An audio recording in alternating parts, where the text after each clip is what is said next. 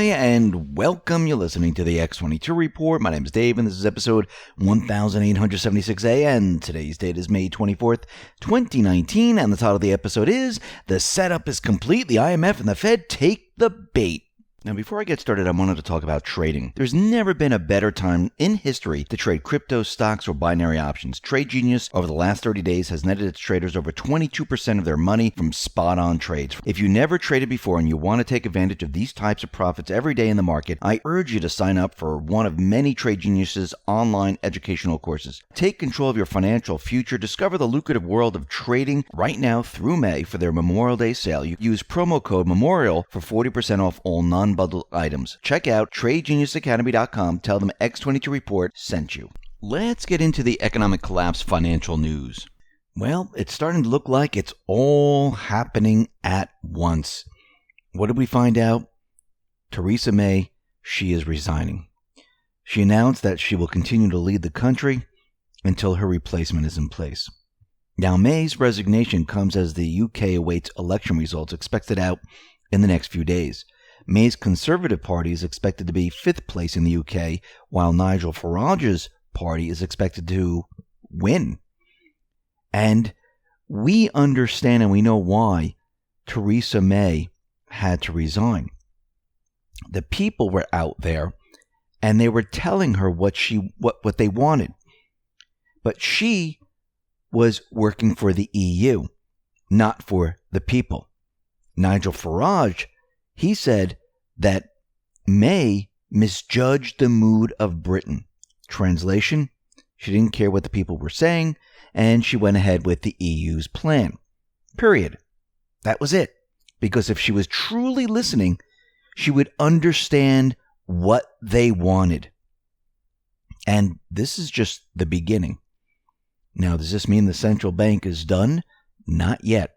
Remember, the central bank, they like to hold on and they like to control everything. And they do it through fear.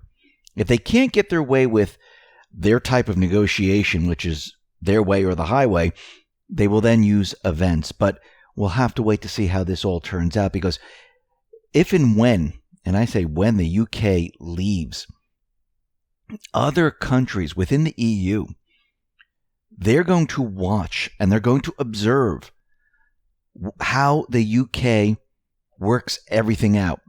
And if the UK begins to prosper without the EU control, guess what? Other countries are going to look at this and they're going to say, you know something, we want to do the same exact thing. And again, this is their biggest fear. Their biggest fear is coming true. Think about what's happening around the world. Everything is shifting. The globalist model is being dismantled. The leaders are starting to realize they are losing control. And they're starting to realize that the people are gaining control. And once we have enough leaders around the country that are not controlled by the elite, they can all band together and go after what? Yes, the central bank. Because if they don't go and pursue the destruction of the central bank, the private Western central bank system, these countries are going to end up exactly where they were before. And this is why they all need to band together. And they need to push this very, very quickly. Why? Because the central bank system, it is falling apart right in front of our eyes. I mean, if you look at durable goods, I mean, we talked about housing, talked about all the other things. If you look at durable goods, well, they slid by 2.1%. They're only expecting it to slide by 2%, but it was much worse than they thought. And the durable goods these are washers, this is dryer, the big ticket items. Yes, there's also transportation and other military stuff that's included in this, which is aircraft. But when you really look at it and you strip away everything, durable goods is absolutely awful. And this is the first time it went negative in 2019. So what we're seeing here is that the central bank system is completely falling apart. Now, very interestingly, we know that Trump, he is trying to make a deal with China. Is he in a rush? No. He has leverage. He's pushing his agenda, and he knows exactly what he wants in the end. and he wants China to give. Now, very interestingly, China's largest chip maker delisted from the New York Stock Exchange. Now, they said, well, it didn't trade that much. It was very expensive, and the volume wasn't there, so we're going to just remove it. And they're doing so. We also see that Microsoft, they are cutting ties with Huawei. Now, what's very interesting is that there are many companies who've cut ties with Huawei already, Google and many others. And there were major Japanese and British mobile carriers that say that they're going to delay the releasing the new Huawei handsets as a result of the U.S. sanctions. So Huawei, again, is in the middle of everything. And Trump is out there, and this is the first time he linked Huawei with the trade talks.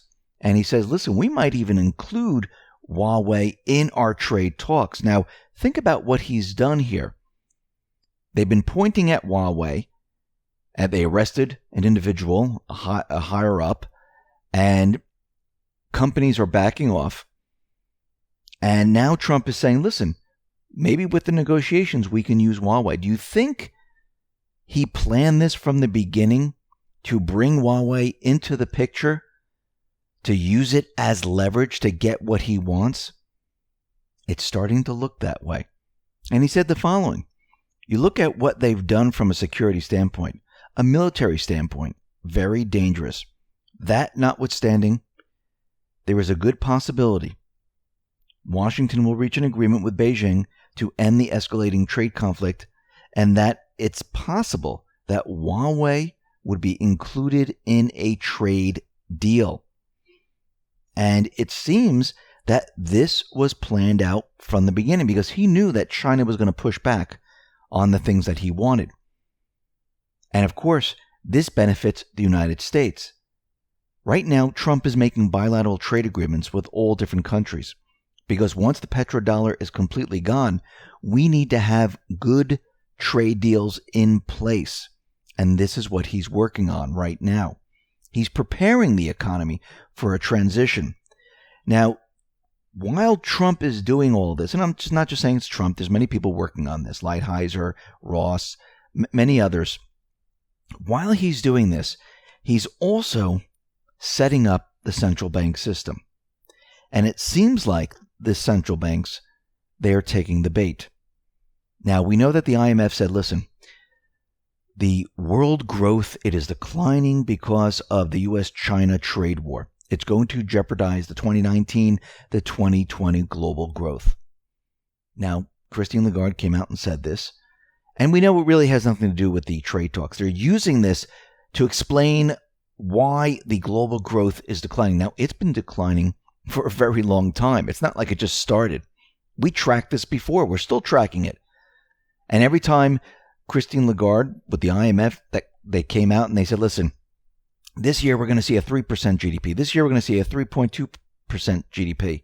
Well, since 2008, they've never hit any of these predictions. Actually, they were much, much lower, and they're continually declining. And the trajectory is down, not up. And this was way before any tariffs or trade negotiations or anything like that. So we have the IMF who's saying the tariffs and the trade war, that is the problem. And then we turn towards the Federal Reserve. The Federal Reserve, four Federal Reserve policymakers, they were sitting together and they were saying that what Trump is doing right now with China, these trade tensions, it could threaten the growth in 2019 and 2020. And coming from Dallas Fed, Robert Kaplan, he said, I'm watching very carefully how these trade tensions unfold because I have a concern whether that could cause some deceleration in the rate of growth. And they're watching this and they're already using this to explain why the growth around the world in the United States is going to slow. Now remember, Trump continually says he is not in a rush to make a deal with China. I wonder why he's not in a rush. I think he wants this to play out a little bit longer. He wants the IMF and the Fed to commit to the problem. The problem is the trade war, is the tariffs. That is why the entire system is breaking down. And then what he's going to do, and I believe before this year is out, I think Trump will have a deal with China one way or another. The tariffs are going to be removed, and there's going to be no more trade war. And Trump is going to turn on the Fed, saying, you were wrong. Look, everything's worked out. We didn't see slowing growth. Nothing happened. And the United States is still strong. But look at all the other countries. Look at Europe. Look at the rest of the world. They're still slowing. Why? What can you do about it to fix it? Guess what? They don't have an answer.